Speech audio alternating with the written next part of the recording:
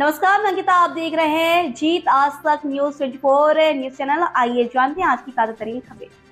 फिलहाल इस बुलेटिन में इतना ही। आप बने रहिए जीत आज तक न्यूज 24/7 न्यूज चैनल। आदरणीय संजय दत्त जी का भी स्वागत। हम लोग यहाँ पर सब एकत्रित हुए हैं इस अवसर पर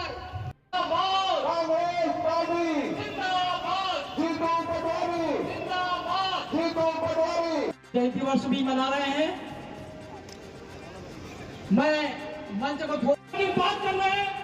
आखिर ऐसी क्या आवश्यकता पड़ी कि हमको संविधान को बचाने की बात करना पड़ी? मेरे को भाषण देते नहीं आता, बात करते आता।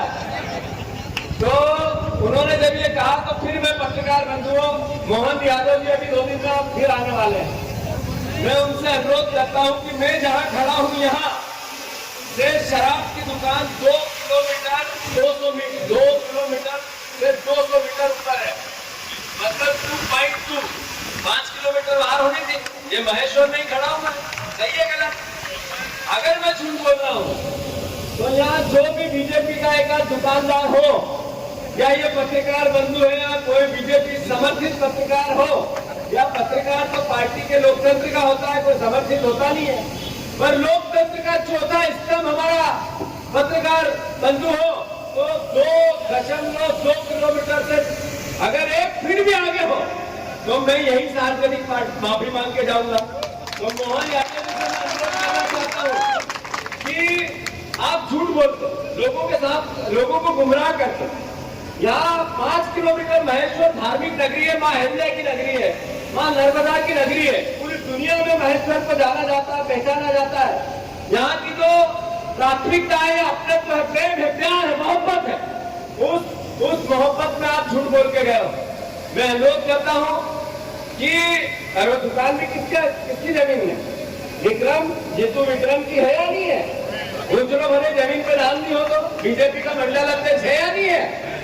मतलब ऐसे नियम बनाने हैं और विधायक का संरक्षण है या नहीं है? अरे है या नहीं है? बोलते रहो, बोलने वाले के पैर बिकते हैं, याद रखो। तो मैं आप सबसे अनुरोध करता हूं कि हमारे मुख्यमंत्री जो पहले के थे शिवराज सिंह चौहान, उनके नाम एक विश्व रिकॉर्ड है झूठ बोलने। जो शहादत देते हुए पाकिस्तान को भी 25 मिनट में 9 ठिकानों पर हमले किए, निस्ताऊत किया, इसमें हमें शौर्य गर्व है। हम अपने आप को गौरव भी समझते हैं। हमारी ऐसी सेना है जिसने 25 मिनट में 9 आतंकवादी ठिकानों को निस्तामूद कर दिया। युद्ध लगभग 14-15 दिन तक गतिविधियां चली। इंदिरा जी प्रधानमंत्री थी। 14 दिन युद्ध चला था। याद रखो खरगोन वासियों, याद रखो मध्य प्रदेश वासियों, 14 दिन युद्ध चला था। उस 14 दिन में हम चले गए लाहौर। हमने घुटने टिकवा दिए पाकिस्तान की सेना को और समझौता किया, माफी मांगी, गिड़गिड़ाए, तब हमने रिहा किया। आप लोगों को पता है ये बात? अरे पता है या नहीं है? अभी भी लगभग उतने ही दिन गतिविधि चली।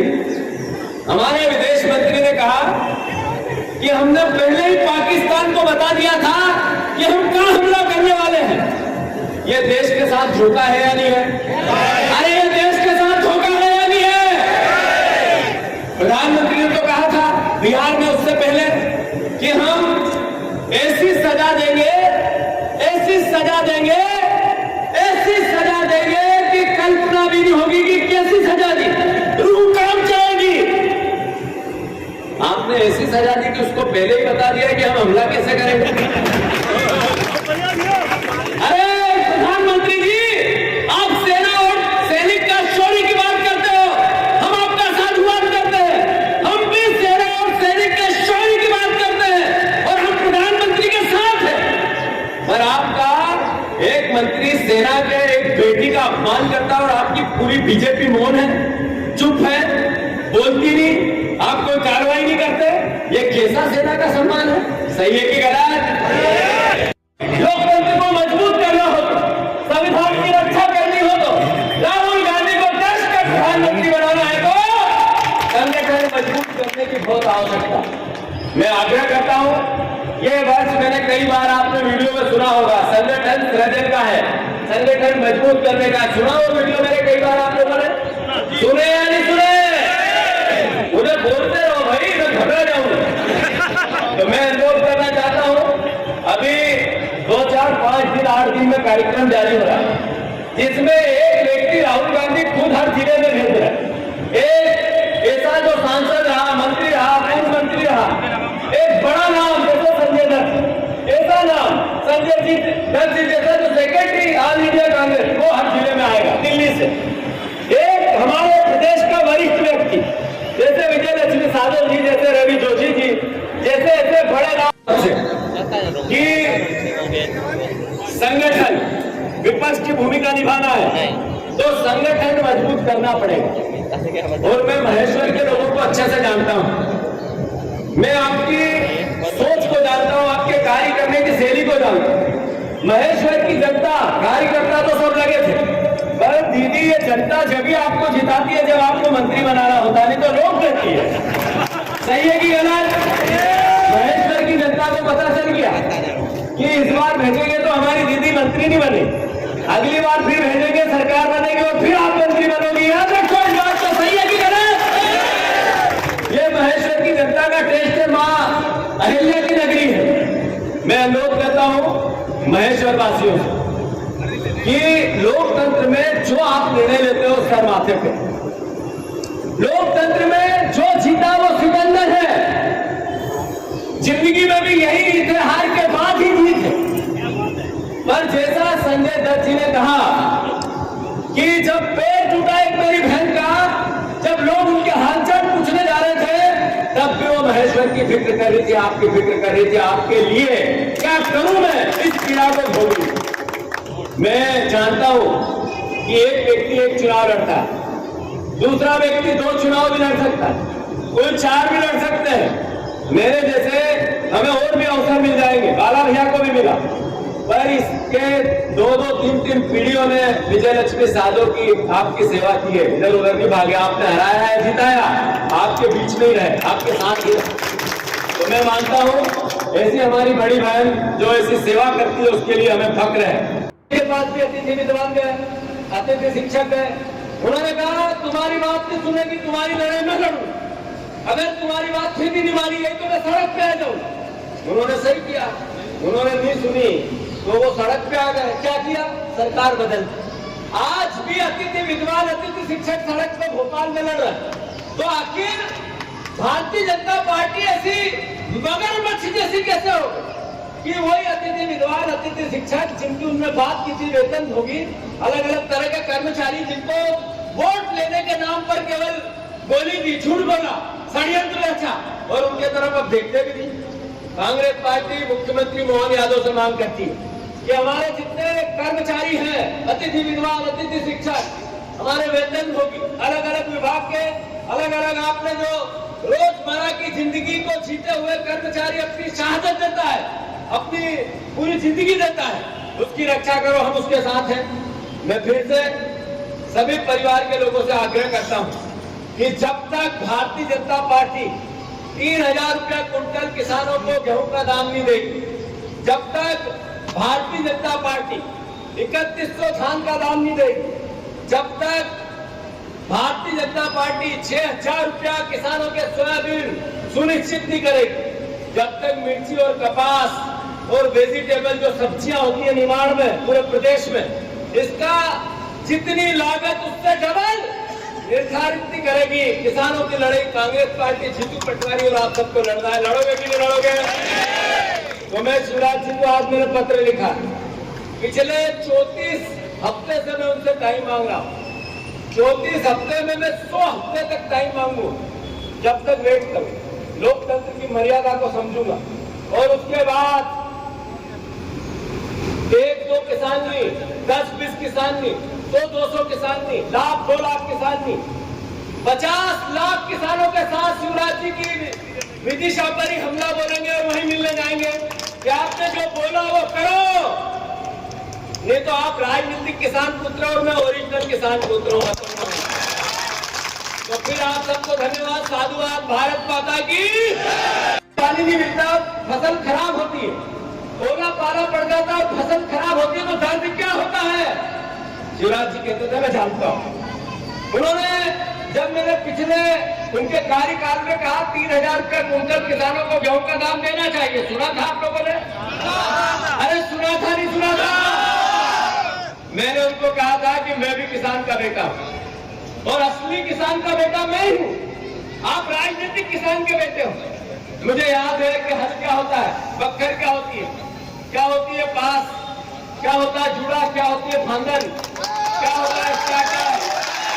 मैं जानता हूं कि यहाँ तालाब में जो पानी भरता है और वो आसपास के खेतों में नहीं दिया जाता और शिप्रा के जरिए उज्जैन ले जाता है तो कितना दर्द होता है जानता हूं मैं बात। मैं जानता हूं किसान की डीएपी आपने 1800 कर दी, उस दर्द को भी मैं जानता हूं। अभी किसान का जो प्याज है 1 रुपए किलो खरीदना पड़ता है, बेचना पड़ रहा है, मंडी जाता है, किराया नहीं निकलता, उस दर्द को भी मैं जानता हूं। शिवराज जी, आप वोट के किसान हो और मैं कर्म का किसान हूं, दर्द का किसान हूं। मैंने उनसे आग्रह किया है भी एक चिट्ठी लिख के कि शिवराज जी, आपने चुनाव के पहले कहा था मैं 3100 का धान का दाम दूंगा, आपने कहा था 6,000 रुपया किसानों का सोयाबीन बिकेगा, आपने कहा था 2700 का गेहूं खरीदेंगे, आपने कहा था किसान की लागत कम और उसकी इनकम डबल करूंगा, लाभ का धंधा बनाऊंगा मैं खेती को। आप पद यात्रा कर रहे हो, उससे पहले आपको इसका जवाब देना पड़ेगा कि आपने मध्य प्रदेश के किसानों को धोखा क्यों दिया? क्यों दिया धोखा आपने 2700 के गेहूं के दाम का कह के? क्यों दिया धोखा आपने 3100 के धान का कह के? क्यों दिया धोखा आपने किसान के बच्चों को? क्यों बरगलाया? नरेंद्र मोदी के चरणों में है। ये कैसा आपका सेना का सम्मान है? आपने उस देवड़ा जी पे कार्रवाई क्यों नहीं की? उनका इस्तीफा क्यों नहीं लिया? आपने तो उनको पास बिठाया, फोटो खिंचवाया और 20-20 कटोरी की थाली जिसमें उनको खाना खिलाया, वो फोटो मैंने भेजा था, दिखा आप लोगों को? आपने इतनी बड़ी थाली राजा रजौड़ा मां अहिल्या की 300वीं जयंती के अवसर पर, मैं कैबिनेट हुई यहाँ भी होने वाली है, यहाँ हुई भी थी पहले, वहां पर इतनी बड़ी थाली में 20 कटोरियां। अरे भैया, चखने से पेट फूट जा रहे, इतना खाना था। और आपने वहां देवड़ा जी को बिठाया जिनने कहा कि पूरी सेना नरेंद्र मोदी के चरणों में है। तो ये कांग्रेस की आवाज नहीं उठाए तो कौन उठाए? ये आवाज देश का एक नागरिक नहीं उठाए तो कौन उठाए? ये कांग्रेस बीजेपी की बात है क्या? ये विपक्ष की बात है, ये जनता की बात है, ये लोकतंत्र के दायित्व की बात है और यही संविधान की बात है। इसीलिए हम कहते हैं संविधान खतरे में है, इसीलिए राहुल गांधी जी कहते हैं संविधान बचाना है, इसीलिए कांग्रेस पार्टी ने निर्णय लिया कि संविधान की रक्षा हम ही करेंगे जिनने देश आजाद कराया था। हमारे पूर्वजों ने देश के आजाद कब होगा पता नहीं था, वह अपने सर कटाते रहे, फांसी का फंदा चूमते रहे। हमारे पूर्वज अपनी मौत को गले लगाते रहे, पर देश की आजादी की वो करुणाई रोकी नहीं। पर जब देश आजाद हुआ तो देश की उन्नति में भी हमारे पूर्वजों ने अपनी शहादत दी और हम लोकतंत्र बचाने को लेकर भी शहादत देनी पड़े, संविधान बचाने को लेकर भी शहादत देनी पड़े। तो कांग्रेस पार्टी का एक कार्यकर्ता अपना सर जमीन पे रख के कटवा लेगा और संविधान को नहीं मरने देगा, ये कसम खाने के लिए हम सब आए हैं। आपके कार्य करने की शैली को जान, महेश्वर की जनता कार्यकर्ता तो सब लगे थे, पर दीदी ये जनता जब आपको जिताती है जब आपको मंत्री बनाना होता है, नहीं तो रोक देती है। सही है कि गलत? महेश्वर की जनता को पता चल गया कि इस बार भेजेंगे तो हमारी दीदी मंत्री नहीं बनेगी, अगली बार फिर भेजेंगे सरकार बनेगी और फिर आप मंत्री बनोगे। यहाँ तक कोई बात तो सही है कि गलत? ये महेश्वर की जनता का टेस्ट है, मां अहिल्या की नगरी है। मैं अनुरोध करता हूँ महेश्वर वासियों से कि लोकतंत्र में जो आप निर्णय लेते हो सर माथे पे, लोकतंत्र में जो जीता वो सिकंदर है। जिंदगी में भी यही रीत है, हार के बाद ही जीत है। पर जैसा संजय दत्त जी ने कहा कि जब पेड़ टूटा एक मेरी बहन का, जब लोग उनके हालचाल पूछने जा रहे थे तब भी वो महेश्वर की फिक्र कर रही थी, आपकी फिक्र कर रही थी, आपके लिए क्या करूं मैं इस पीड़ा को भोगूं। मैं जानता हूं कि एक व्यक्ति एक चुनाव लड़ता है, दूसरा व्यक्ति 2 चुनाव भी लड़ सकता है, कुल 4 भी लड़ सकते हैं। मेरे जैसे हमें और भी अवसर मिल जाएंगे, बाला भैया को भी मिला, पर इसके 2-2, 3-3 पीढ़ियों ने विजय लक्ष्मी साधो की आपकी सेवा की है। इधर उधर नहीं भागे, आपने हराया है, जिताया, आपके बीच में ही रहे, आपके साथ ही रहे। तो मैं मानता हूँ ऐसी हमारी बड़ी बहन जो ऐसी सेवा करती है उसके लिए हमें फक्र है, हम सब इसके लिए गौरवान्वित हैं। मैं सभी परिवार के साथियों से अनुरोध करता हूँ कि संगठन मजबूत करना हम सबका दायित्व है। बीजेपी से लड़ना हो, सरकार बनानी। आज भी गंगा माता का क्या हाल है, करोड़ों रुपए खर्च हो गए लेकिन कोई सफाई नहीं हुई। उन्होंने कहा किसानों के आमदनी को दोगुना करेंगे। सारे किसान भाई बैठे, आमदनी तो दुगनी नहीं हुई, खर्चा दुगना हो गया।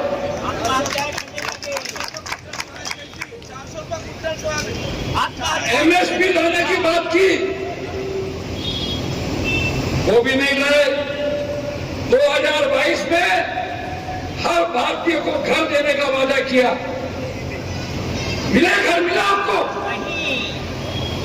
महंगाई खत्म करने की बात की, बहुत हुई महंगाई की मार। अब की बार बीजेपी सरकार, कुत्तों की सरकार आ गई, महंगाई बढ़ती गई। साथियों, हैरानी की बात है, पूरे विश्व के हर देश में पेट्रोलियम की कीमतें कम होती जा रही, लेकिन भारत में टैक्स पे टैक्स, टैक्स पे टैक्स लगा के पेट्रोल, डीजल और एलपीजी की कीमतें हर महीने दुगनी की जाती है। पार्टी से चुनाव जीता पर विधायक महेश्वर का है, उसको शराब की दुकान का संरक्षण करना चाहिए या महेश्वर का विकास करना चाहिए? उसको क्या करना चाहिए? अरे मुख्यमंत्री प्रदेश के मोहन यादव है, हमारे मुख्यमंत्री, देश के प्रधानमंत्री हमारे हैं, देश के हैं, और देश का प्रदेश का मुख्यमंत्री और देश का प्रधानमंत्री हमारे मस्तक का ताज होता है। पर हमें दायित्व है विपक्ष का, हमें पूछना पड़ेगा ना इनसे कि क्यों नहीं दिया आपने 3000 बहनों को। अभी नरेंद्र मोदी जी आ रहे हैं भोपाल, बहनों का संचालन होगा, सिंदूर कार्यक्रम का नाम सिंदूर रखा जाएगा। बहनें माइक पर भाषण करेगी, संचालन करेगी, मंच पर बैठेगी। पर मोदी जी 5 गारंटी में एक गारंटी थी 3000 बहनों को देने। आज 1.5 साल से ज्यादा हो गया, आपने धोखा क्यों दिया मेरी बहनों को? आपने धोखा क्यों दिया शिवराज जी? आपने धोखा क्यों दिया मोहन यादव जी? क्यों बीजेपी ने धोखा दिया? और चैनल को सब्सक्राइब करें, बेल को दबाएं ताकि आने वाले नोटिफिकेशन आप तक